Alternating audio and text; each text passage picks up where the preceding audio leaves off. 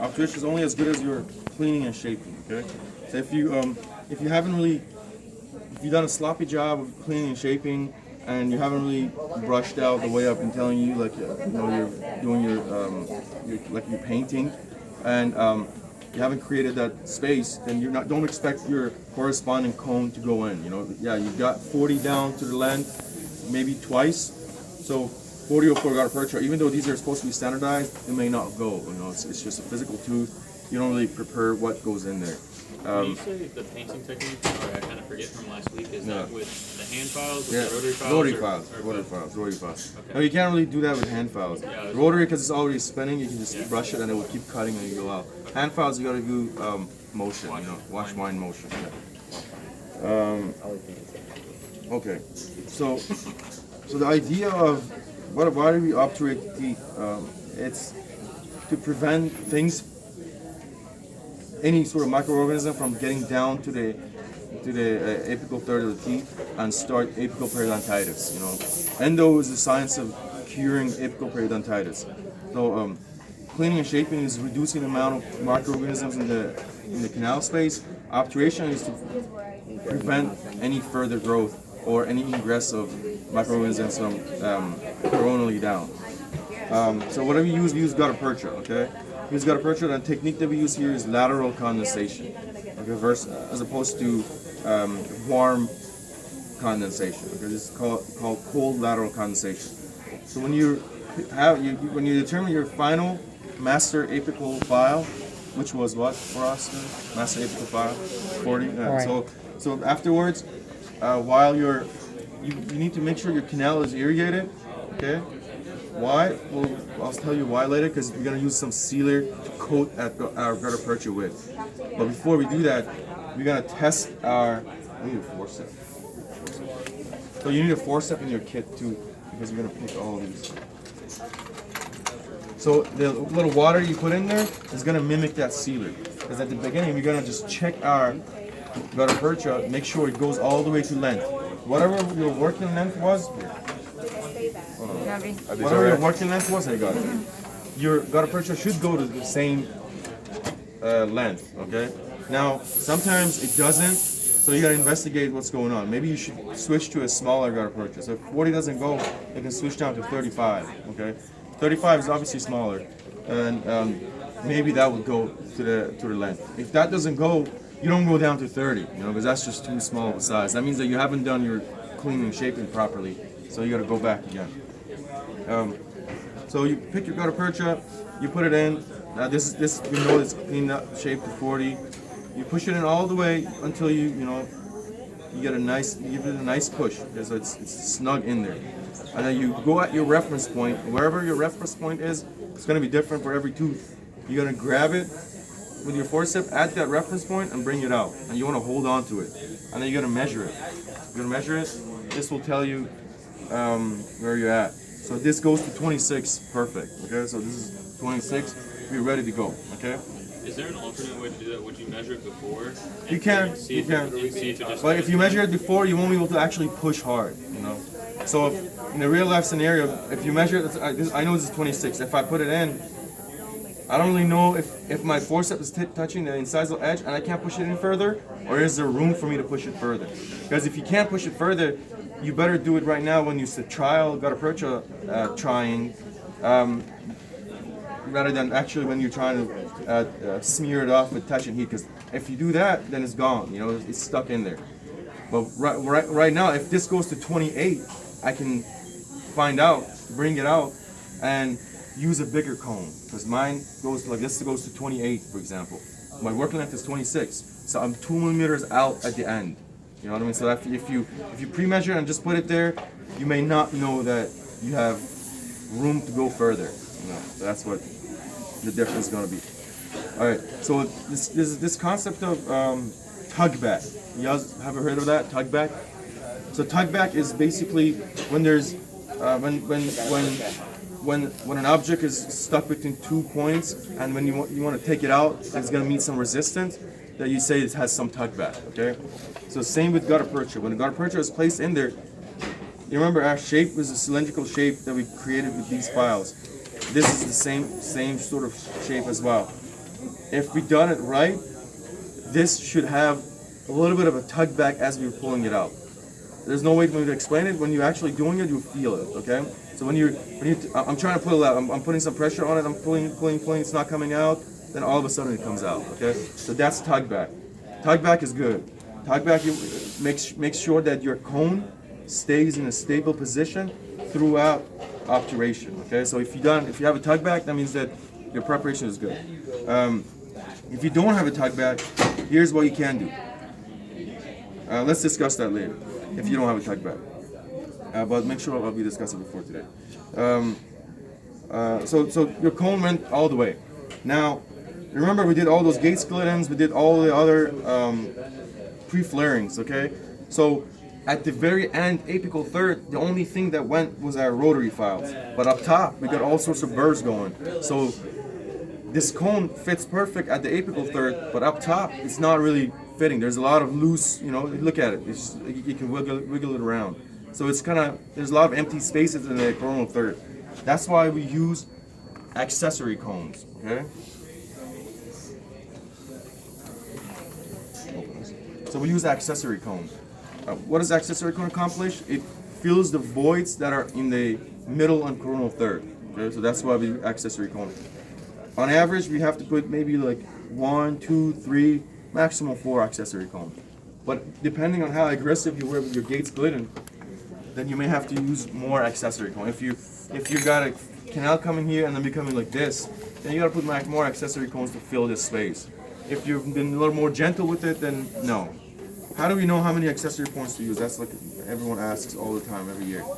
So here, let me see if I can draw and actually just show it. So this cone goes to 26 millimeters, okay? If this was a perfectly fitting cone, when you put an accessory cone, you don't expect it to go to 26 millimeters because it's, this area in the apical third is nice and fit. There's no room for anything to go in. So your accessory cone is gonna stay a little bit above your master cone. This is called the master cone. You're gonna have an accessory cone. Then you're gonna have another one placed, the second one. You expect it to go a little shorter. When it goes a little shorter in, that means it's sticking it more out. So when you're putting accessory cones and they're not really going further down than one another, that means that you've put enough. Okay, so when you put one, it goes down maybe, maybe it sticks out like 3 millimeters of your master cone. The next one, 4 millimeters. The next one you put, it's still 4 millimeters. The next one you put is like still around 4 millimeters, sticking above your gutta percha, your master cone. That means that they're all going to the same area. So you're not really filling any voids anymore. The tip of them are just going in the coronal third. That's when you stop your accessory cone. For some, it may be like 3/4, for some, maybe just 1, okay? Or more, 5, 6. Nevertheless, so now we got our gutta percha in there, our master cone, our accessory cones. Let me just put one in there. Are your accessory cones all the same? Or? Yeah, accessory cones that we have are all the same. Okay. There are different ones made, but these are fine accessory cones. There's medium fine, there's fine, there's all sorts of them. So how do you put accessory cones? Once you check your master cone, you'll take it out, okay? You put it over here, and then now you're gonna dry the canal. So water doesn't really go well with the sealer material that we're gonna use. This is a sealer, you get it from the front. Why do we use sealer? Because no matter how good of a fit our master cone and canal are together, there's still, tooth is not cylindrical shape. The canals are not cylindrical shape. There are all sorts of shapes inside. It could be gouges inside the canal that are, natural. They're just part of the anatomy. We want to fill all those spaces to make sure no microorganism can go in there and develop apical periodontitis. So we use sealer. We use sealer to coat our gutta percha and then put it in. And the sealer hardens over time and gives us that nice filled block from the apex all the way to the CEJ. Okay, so that's why we use sealer, amongst other things. So the sealer is also antibacterial, so it provides us a little more active antibacterial effect in the real patient. But before you do that, you gotta dry it. So we got these dry points, dry absorbent points. Yeah. I think I opened it. Oh. Yeah, here. So we got these absorbent points. These are just basically just paper. You put it in and it absorbs the water out. So just irrigate it out with your air water syringe. It makes it easier. So you get most of the water out, but there's going to be still some irrigation in there. So you pick one of these, you put it in, you keep it there for a second, you bring it out. If you touch it, you'll see it's wet. So you're going to keep doing that until it's not. Okay? So you want a nice and dry environment. You're going to put it in. And you put it out. So put it in. So these are very small paper points. So you may have to do a bunch of them. Okay? There are different sizes of paper point when you go downstairs in the clinic. You can just put a 4004 paper point, and it's going to be just, the size of the canal that you have. So look, it's not really wet anymore. So now you're ready. So we're gonna do you're gonna pick your come a little closer so you can see this. You gotta pick your master cone. You gotta coat it with sealer, just the tip of it, okay? Because think about it. This is the part that's gonna go inside, okay? You don't want to put any sealer up top. It's just gonna create a mess. So you're gonna put a little bit of sealer on the tip of it, and then you're gonna place it back in. And here you measure it. You measure it to 26 and you put it back in. But you're confident that's going to go all the way where you want it to go. And if your endodontics is all about a millimeter, half a millimeter, when you put with your sealer, what may have happened is that the sealer is more of a lubricant than water.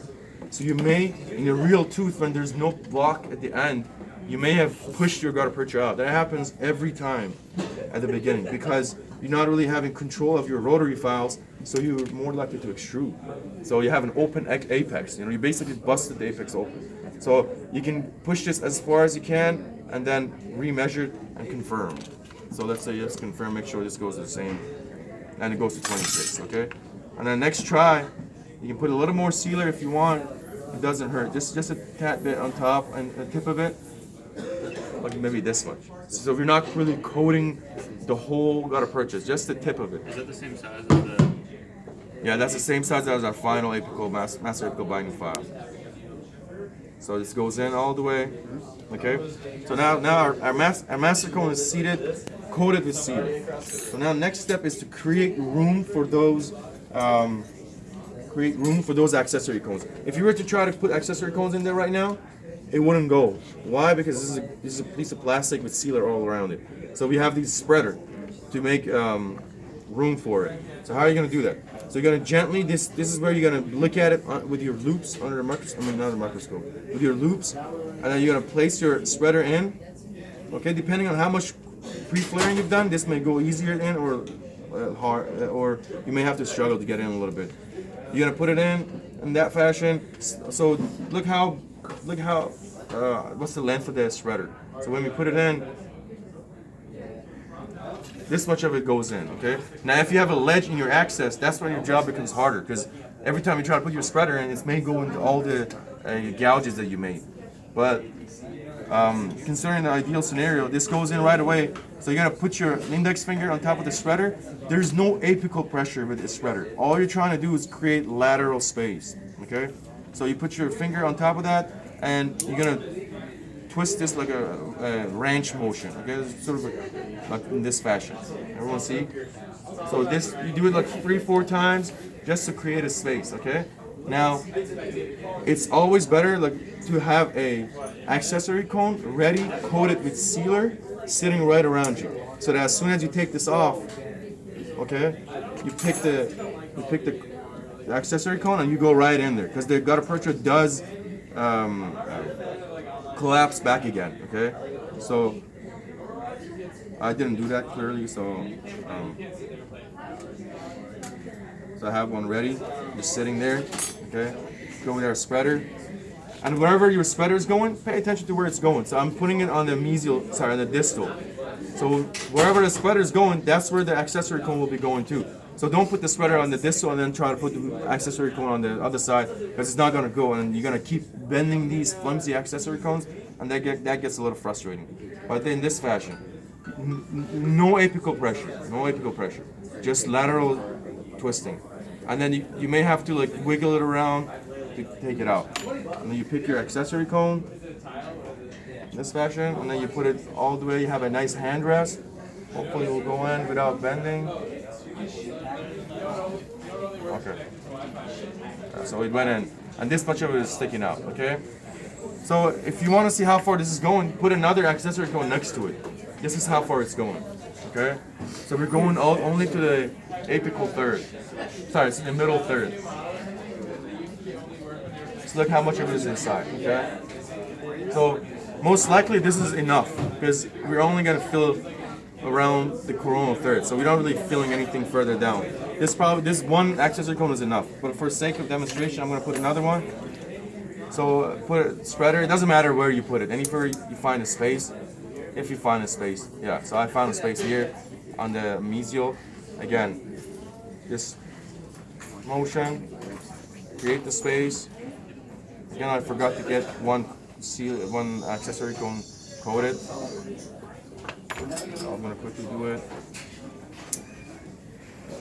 At first, you may bend these left and right. It will be very frustrating, but then after a while, you remember where you're going. So this one actually went to the same length as the other one. So I'm glad that I put that in there, you know. So at this point, I'm gonna put another one too. So you just keep doing that. Hi. So you just keep going. Yeah, I'm trying to see if I can. Then I'll give you a new block. I know you can't. Yeah, because if it's the size of I don't think you're pushing that. Or just start with the next block. I'll do the next block. Okay. Alright, forget about, so yeah, if you put another, I know for experience, if you put another accessory cone, it's going to stick upwards, so it's just not really productive anymore because it's not filling down there.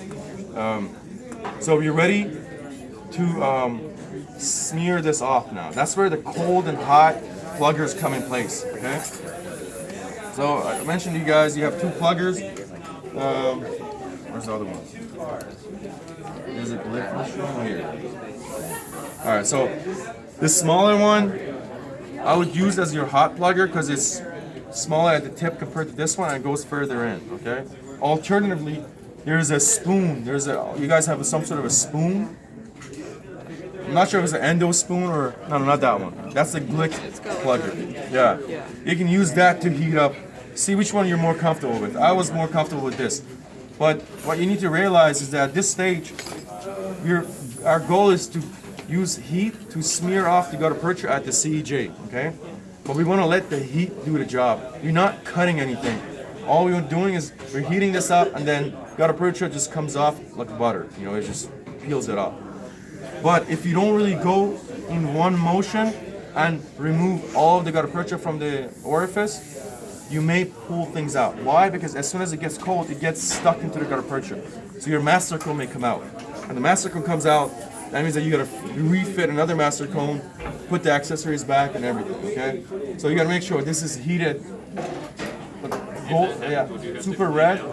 Say that again? If that happens, would you have to, if your master comes out and you have all that sealer in there, do you have to clean the sealer out again? Sometimes it won't fit. Sometimes, usually you can, usually it does fit because the sealer doesn't set yet, but sometimes it doesn't. So you got to go back and maybe with your last file, like 4004, go back and do one run, you know, and then it will be creating more. But then you create more debris and it's going to be like smear layer with the sealer.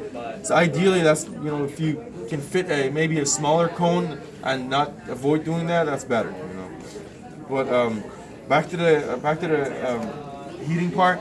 So you're gonna heat this golden part, which has to be super red, and then go in with one motion and add the CEJ. Keep the picture of a final root canal in your mind while you're doing this. The final picture of root canal has gutta percha going from the apex all the way to a CEJ, and at the CEJ is flat, okay? There's criteria for this. Someone closed it. There's criteria that if you're above the CEJ, a millimeter, or below the CEJ, 2 millimeters, that's not accepted. So you gotta cut your gutta percha at that specific level. How do you know how much to cut it and how much not? You can measure the crown length, any tooth. You measure the crown length outside, that tells you where the CEJ is. And then you just put that probe that you measured outside inside the tooth. And it shouldn't go any further or it shouldn't go any higher. That's when you know where to cut it. So if you're wondering, showing me where is my gutta percha level fine, I'll ask you to just measure it, you know. So I know for a fact this is 9 millimeters. So when you put your probe in there, make sure it goes to 9 millimeters and not further or below. All right. So let's demonstrate that. So heat. After you do heat, you have only a few seconds. If your probe does go further, then if or your less probe than does what you go further, then you kind of screwed for reasons that here in real life you have molten gutta percha in these like units. They can just squirt it out, but here you don't. So you would have to put a piece of the gutta percha, like another master cone right there, and heat this up. Heat that up inside your orifice and then pack it in there a little more, you know. So it'll be a little tougher. So you always want to cut first, just cut all the cones out, and then pack, and then see how far you are, and then cut more. Okay. So just get rid of all these excess first, and then worry about what level you are after. So you're gonna do the heat a few times, you know, until you get it perfect the way you want it. So, but you only have a grace period, like a few seconds, until you can pack this in. So gutta percha is not condensable, but it's just compactable. Because you're not really condensing it into a smaller amount that it is. You're just compacting it into the space that you have. Okay. So let's demonstrate that right now. Can I get a better photo? Oh yeah. So you know. Come closer, you can see, guys. We're gonna make it super rad. You're gonna go in. You're gonna have a gauze of some sort ready to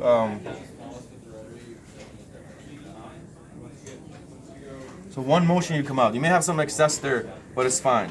One motion, that's the trick. If you keep pulling them out, that means that you're just kind of like you're taking your time with the warm, and then your plugger is getting a little colder, and it's just a recipe for disaster. I got a piece stuck in there. When you got a piece stuck in there, you gotta watch, see if it's actually connected with the rest in there. Because if you pull that, everything else comes off too. This one I could see it's not, so I just like flick it off. Now I got some excess. You wanna look at it? As you see, it's very muddy in there. There's gutta percha smeared all over. Okay. Can you bring it back over? Okay. That's the level, the initial cut. Okay. Initial cut. I know. So you did a circular motion? I just did a circular motion, yeah. You'll find out, like, you'll pull it out a bunch of times and then you'll find out how to go, okay? Sometimes you may think that spoon is easier for you. But I got that right there. So now I forgot to pack it and it's already cold now. So that's one thing. When you remove it, you gotta pack it in. Because you don't want any voids. Voids are... Do you pack it with the same heat instrument, or do you No, you use your cold. If you use your heating instrument, it's still a little warm, so it's gonna go in. You know, that's why we have a cold and hot. And then you gotta use your loop so you can see. Our goal is at the end, we're gonna have a canal, and we're gonna have an orange dot within it, and nothing else around it at the CJ. That's our final goal, okay? So if you show me and there's all these excess in that inside, I'm gonna ask you to clean it up, okay? As you get better at doing this, you're gonna be less messy and it's gonna be easier to clean it up. But that's it. That's for obturation. So afterwards, in real life, this gets filled with a piece of cotton and a temporary filling, and goes back to the general dentist. Or if the general dentist did the endo, they do some sort of filling on top of it to close it up. You know, make sure nothing gets in there. But as far as the obturation or endo goes, that's what it entails. So let's try to finish the central block. If you haven't finished it today, you gotta do it on your own. Because next week we're gonna start with a new project, and we're gonna have that mounted, ready to go. So let's work on this for like an hour and a half. When you guys get tired, I'll do a demo on how to mount the tooth on the unit.